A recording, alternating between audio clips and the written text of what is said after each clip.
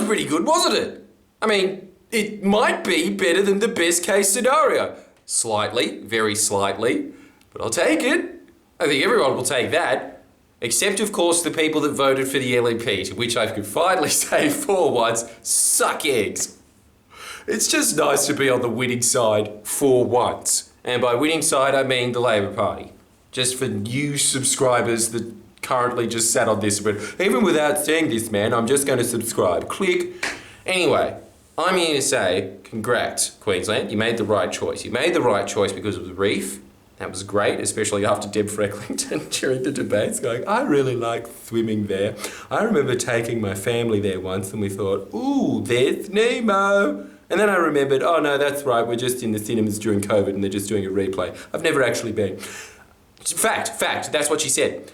So, just to give you a quick rundown of what happened, I don't know yet, but Labor's definitely secured a majority, slim though it may be. It might even increase on its very slim majority to the exciting position of a slightly bigger slim majority. I think that this is a combination, obviously, of COVID and the fact that Deb Frecklington was saying to old people, if you get it, I mean, your time's the time anyway. You're living on borrowed time. Come on. You live in Queensland. How do you think that's going to go down to the Sunshine State? People are always saying that Queensland's Texas. No, it's not. It's Florida. Every time I go there, all I see is like a couple of babes in bikinis where I think you're going to get a lot of skin cancer very soon. And of course, just a bunch of dudes walking around in Hawaiian shirts and sailor hats. Yeah, where's your all-day breakfast? That's my view of it. Challenge me. So, and what is really remarkable is that Labor did extremely well in those seats, particularly along the coast. That was the big surprise. North Queensland, obviously, that was very good, the result, in that they don't think that they actually lost any seats around Townsville, so good for them. But the big surprise was that along the coast, they were getting results that they haven't gotten in decades. What's up with that? Now, before we go into that, because I have something to brag about there, I think you know what it is. And if you don't know what it is, well, that's a great sizzle for you. But I think that you are in the very small minority on this one. Sign up to Common Sense Brigade today. But, deepest apologies to Jackie Trad. She only lost by 2,000 votes, though, by the way. Everybody that's saying, this is a seismic victory. This really shows that Labor had a strong message sent to it by getting returned to government.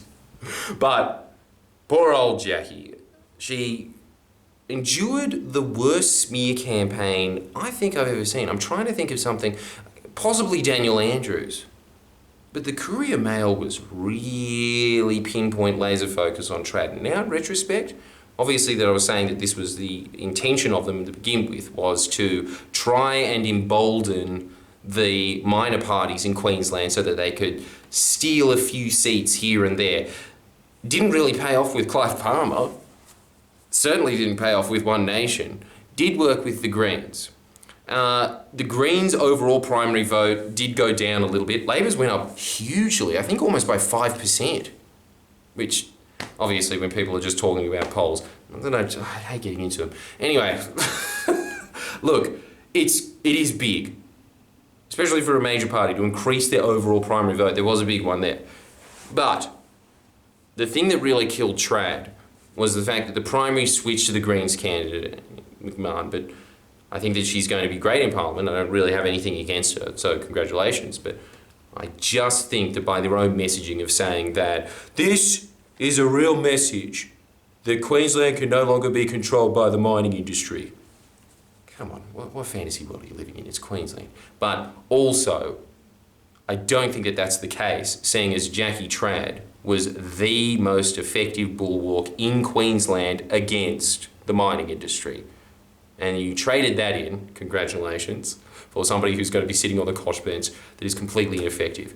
As opposed to having her in there who was charged of that nice industrial faction that was able to ram through all of these massive environmental shifts. So the reef plan, all the shifts in the mining policy that happened in Queensland, which were huge. They were things like you have to restore the land that you are poisoning. Because I remember Michael West doing a story about this. It really escapes my memory now, but I think we were talking about tens of billions of dollars a year that the Australian taxpayer was having to pay to fix up the mining industry after they had left somewhere. Where they just open up this massive hole in the ground, all of this rainwater goes in, oh yeah, it might be soaking out now with a bunch of poison straight from the Earth's core. I'm pretty sure just a demon that lives in the Earth core is just spewing up its vile vomit into it. It's your problem now. And then they just leave. God, a lot of veins there impersonating the demon. It's inside me. Yeah, that was happening. And obviously the huge one, which is that stopping land clearing, because without it, Queensland will be, or was, worse than New South Wales was, and New South Wales is worse than most third world countries when it comes to land clearing. That was Queensland.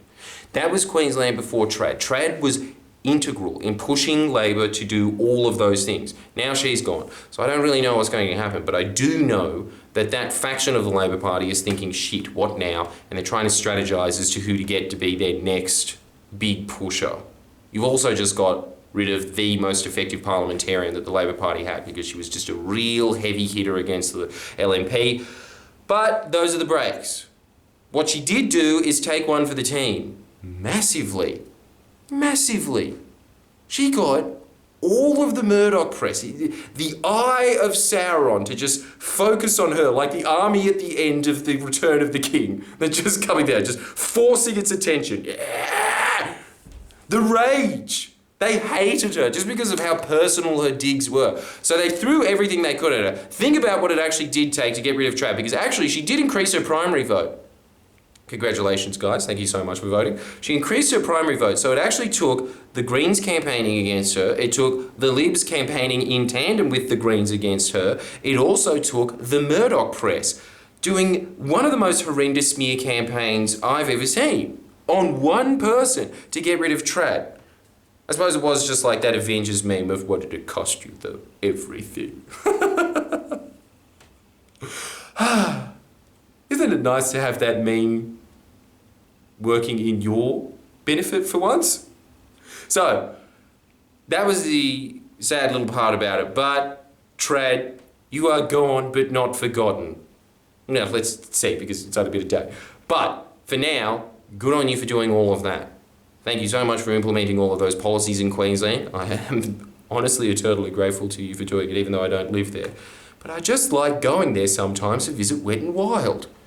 And the big, I guess, congratulations is that the Labor Party retained it, despite the fact that they have an entire press aimed at getting them out of politics. They are able to stay there. Now, there are a couple of mitigating factors to everybody that says, your constant railing against the Murdoch press, it just proves that nothing happens. Well, not so fast there, bucko. First off, the fact that the Labor Party is only up ever by a couple of seats here and there, that shouldn't be happening when you are versing what is essentially the Taliban. If you are versing the Taliban and you have like an entire press sitting there being like, I think the guy goes, that is a viable opposition leader. No, they shouldn't be getting anywhere near the amount of seats that they currently are. So there's that. But the other thing that is a massive mitigating factor is that they do not have a Senate. And so, if the Libs get in, it's 100% Libs. The Libs get to do whatever they want, and obviously whatever they want to do is to take Australia back to 1900s America. So, if that is the goal, obviously people are going to get pretty pissed off because it's going to start impacting their lives, because the states have more of an impact on your day-to-day life. Another reason why the states are very important is that. Now to get to the good news. I was talking to a pollster about it. I was saying, well, let's look at this. What was going on here? Why was the result in the East so good? Why did the East just feel all the love all of a sudden? Is it just they started advertising on a soccer team jersey? Is that what happened? No. Well, maybe they didn't. Maybe that had some impact. But then I was joking about it, saying, it must have been the Common Sense Brigade. His response was, oh yeah, I can't see any other reason for these swings. Oof.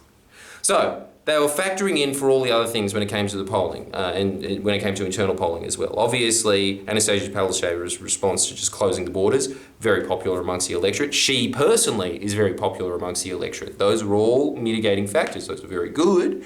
People didn't really have a, unsavoury favour of state Queensland government. That all helped as well. But come on.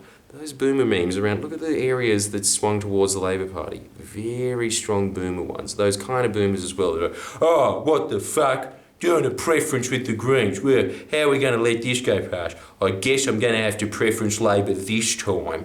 There was a lot of that. And I think that you guys should pat yourself on the back for that. As does this guy.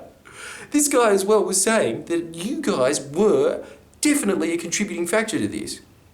You were that little X factor that usually is taken up by Get Up or Clive Palmer. Obviously, Clive Palmer wasn't anywhere near as effective as that. Was a huge flop. I mean, who'd have guessed that all that it would take was for him to massively mistreat all of his employees? But the big X factor this time, the thing that they weren't expecting, was a huge organic meme army, and you know what's amazing about it? It doesn't matter. It doesn't matter if the press runs a massive campaign against you. I think that they were starting to gear up for it because they started fact-checking a lot of the memes that you were doing, and you know what else as well, because you guys pretty much were sticking to the facts, most of the time anyway. But, it's a meme page, so you don't have control over all of it. Preferably I'd like if you just stuck to the facts, thank you, because it's my fucking name on it. But anyway, they kept moving those kind of points. And then you saw it in the Courier Mail. They started fact-checking these myths in the electorate. So they were calibrating for it. The other thing that were huge signs of it, Katter's Australia Party up in the north, they started calibrating their campaigns around your messaging, as well as the LNP had to turn off their comments on their Facebook pages. So there was a lot of things there that you should be patting yourselves on the back for, because you won the info war. I swear to God you did. Well, look, at least give yourself this. You were a factor. You were an O'Reilly factor.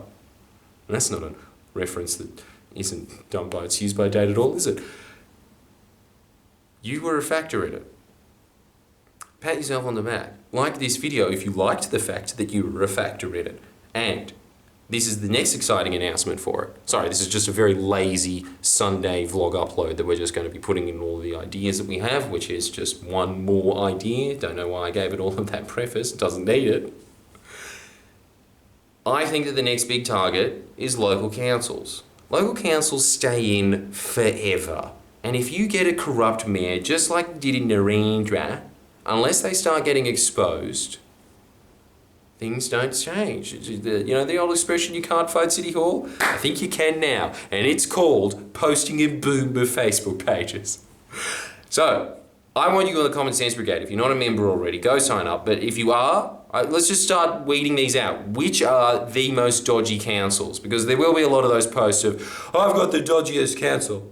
They said that they pick up the bins on Wednesday, and they did, but it took until 12. That's just unprofessionalism. And then there'll be stuff like Narendra where they're just pumping raw sewage into the river and it's causing fish kills. So let's find out which of these local councils are doing the dodgiest stuff, because there is a lot of hidden power in local councils, and they are just little mini dictatorships. It's kind of like in medieval Europe how there was just teeny little kingdoms and princedoms, and then there was a king that would, actually, I don't know how it works. I don't know anything about it. I don't know. Look, I've got some knowledge of the Roman Empire. As soon as that collapsed, I just thought, well, it was just the Dark Ages until I was born, wasn't it? So, but, local councils have a lot of power. That was the point that I was trying to get to. And I think that is the next target. So, let's start a list on that of the Common Sense Brigade. Like this video, make sure that you subscribe, because we're causing mischief. And I will not bump when I'm resting this camera on so much in the future. Thank you. Wait, do you like these videos? Because if you do, I like doing them as well. They are a hell of a lot easier to do. Thanks.